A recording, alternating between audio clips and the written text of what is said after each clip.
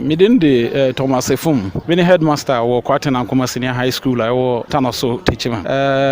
School no, ya home dos mari. Nkwalani hina ya school hana ya be 920. Aha nkron eduonu. Nanso ni hina na chiri hia ne bebre. Odikan ya boys dormitory, ya nshada any boys dormitory. Administration block no ho baby na ya use ya the boys dormitory. Enne ya me ne ka say PTA for enhye ho na ye gusu ye na ye be hia kitchen ene dining hall asesia PTA for edwinwen ho kwan be so ebe hia bi aboa nkwala no ma wo mu etumi ye bebi atena edidi ene bebi a ye be gina aye aduane ama nkwala no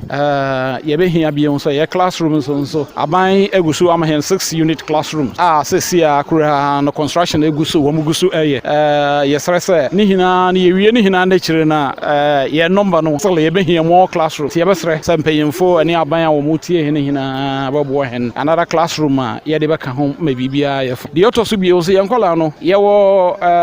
dormitory bia ene ye wo twa car kon no na wo kọ car kon no fa na wo hwe ayade bia ayade ye humpa ma nkola no enti ye besre se enje wo mo be hena mo assembly be hena mo na wo mo be speed ramps na wo de ama hena enti babo ama onka factory enche bia aba enti si ya de ye nsu samonso no ye be hia bo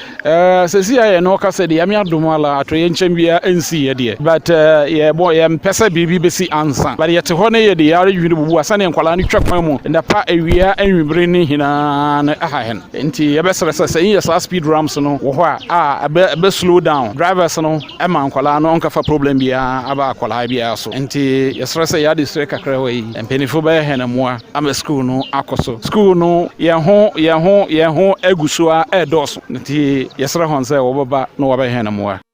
ye femi Mr. Gesustabero me chira de honom na ye problems ni de bebre na de animanimu ye hu hia ye pa ne nkwala ne dabrem nkwala ne bebre bet ne ndoso ti bebre na da fom omunya ba bi nna etichafo bi anso nte kan position headmaster nko a nte master asembisi anwumire a headmaster ni ho ye ti kroma e ben school kakra no so ofa o moto ana ofa ka na oba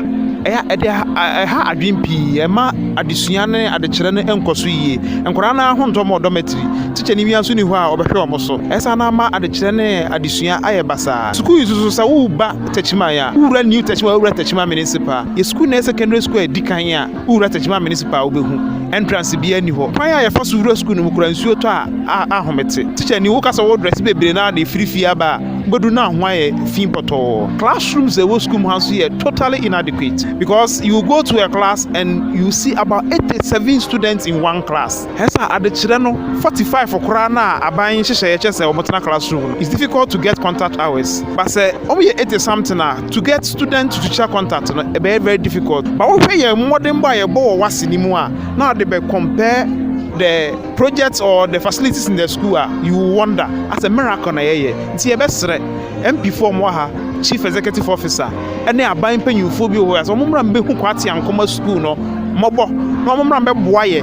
no mo boaye a free education na ye ne betimi afa nkwala na 900 and something mo ha no kura betimi afa abrosa thank you boys do metini wo 12 unit classroom block mpa get me afa about 2000 students for school ha am wo school no e wa ha na ebi ne boys dormitory ye ni boys dormitory ma emema no na ye ni wo so protecting nkora no say omonko out na one major problem e dining hall ye ni dining hall nkora no just ye run in batches we mo ko ansa na we mo akwa didi kitchen staff no nsusa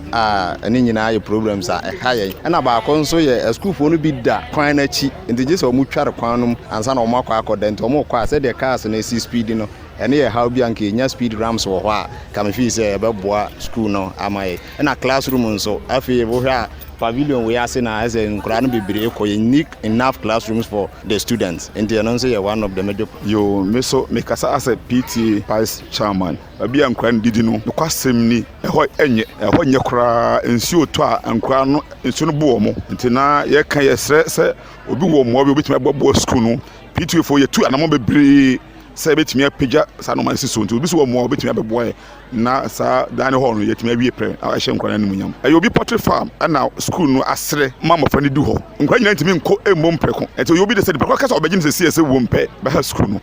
ti ye che senior high na ohwe how no titre no ye dining hall school no e wo boarding status and ka school boarding status dia and kan dining hall ye key ade a baabi ɔmo bɛdidi ɛwɔ hɔ sanse nkwala no da wɔ hɔ na wobɛhwɛ baabi ɔmo didi a sɛ na emi nua didi kan no ɛnyɛ koraa enti bɛyɛ afini ɛna yɛde si ani so bɛdam sɛ covid no baeɛ no ɛma ne wa bebree twintwɛn so nti eduru baabi no na sika gyegye sɛ bia yɛbɛtumi mobilize resources na yɛde ayɛ dwumadie no ɛma ne tosini kakra enti being former no ma hand over ma obi de but school no ho donti ene nhyiamu no ba so no na wo se meba na mebeta akire na ye nyina ye de yeti se ho se meba enso omo mo take over no omo ya de resources kakra mobile no sesia no ho mfongini wo ho ye hia mmoa se anka anya bia kura no PTA project yetimi aye aboso na nkola ididi mu a eye yɛhwɛ nkola wɔ school no mu bebree nkola bɛ 900 ni akire na ba bi on bedidi na omu ni bi awerɛho ti yɛsrɛ pa PTA no ya